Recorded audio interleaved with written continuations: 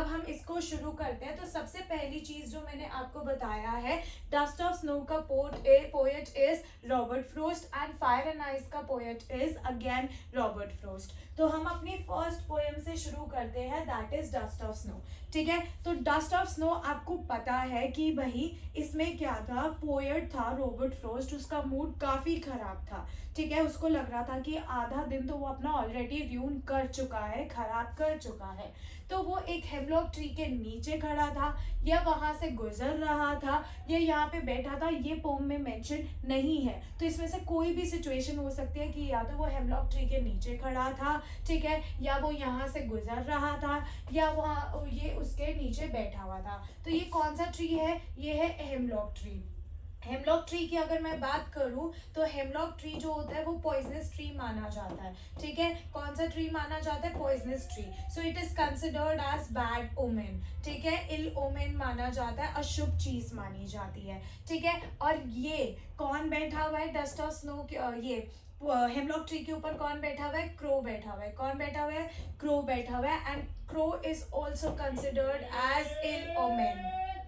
Crow is also considered as ill omen. तो basically इस poem में ये बताया हुआ, छोटी सी पोयम है, कि पोएट जो है उसका जो डे था वो फुली खराब हो गया था, उसका मूड पूरा खराब था। ठीक है, लेकिन जब वो हेमलॉक ट्री के नीचे से निकला, या उसके नीचे खड़ा हुआ था, या बैठा हुआ था, तो एक क्रो ने क्या किया, अपने आप को शेक किया। क्या किया, अपने आप को शेक किया। एंड जब वो शेक किया तो हेमलॉक ट्री पे जो स्नो पड़ी हुई थी, क्योंकि सर्दी का मौसम था, स्नो पड़ी हुई थी, तो वो डस्ट ऑफ स्नो क्या थी, पोएट के ऊपर गिरी। एंड जैसे ही वो डस्ट ऑफ स्नो पोएट के ऊपर गिरी तो पोएट का जो मूड था वो फुली हैप्पी हो गया, और उसने सोचा कि आधा दिन तो मेरा र्यून हो चुका है, मैं आधा दिन और खराब क्यों करूं।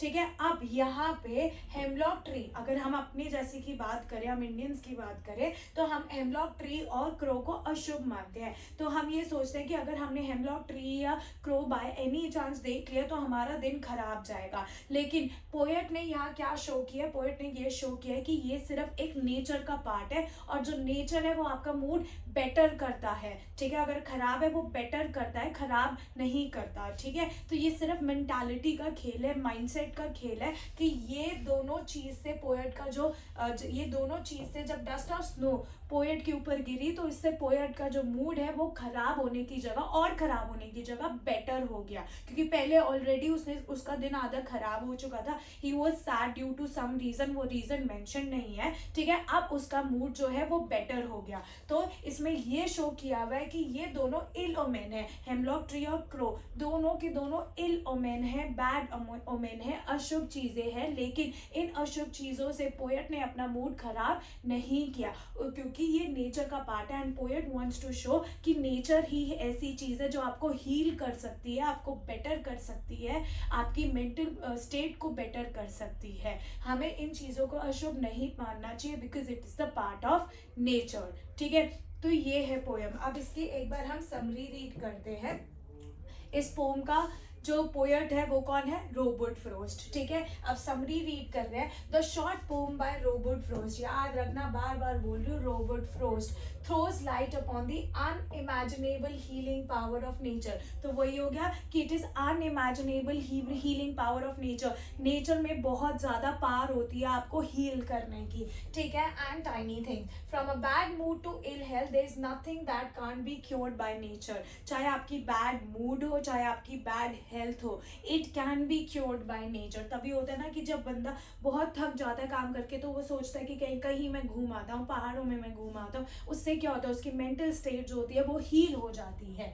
The author was experiencing one such bad day when a crow's movement near a hemlock tree dusted snow upon him. तो जो ऑथर का दिन था वो पूरा खराब गया। ठीक है, एंड वो हेमलॉक ट्री के नीचे से गुजर रहा था, या उसके नीचे बैठा हुआ था, या खड़ा हुआ था, तो उस टाइम पे एक क्रो हेमलॉक ट्री पे आके बैठता है, या फिर वहां से उड़ने की कोशिश करता है, या अपने आप को शेक करता है।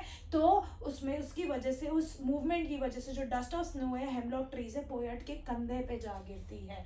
ठीक है, and snow makes him happier, और उससे वो खुश हो जाता है। His day gets a lot better.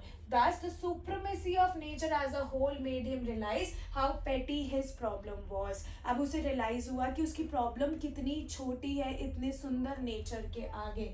The fact that hemlock tree is a poisonous combined with crow being the indicator of doom and fear are used in the poem as the carriers of happiness in the life of narrator is ironical. तो यहाँ पे क्या irony बनी है? Irony ये बनी है कि hemlock tree की बात करूँ और crow की बात करूँ, दोनों के दोनों बैड ओमेन माने जाते हैं और इन दोनों की वजह से जो पोएट का मूड है वो और बेटर हो गया. तो यहाँ पे क्या यूज किया गया है? यहाँ पे आयरनी यूज की गई है. ठीक है, समझ आया यहाँ तक?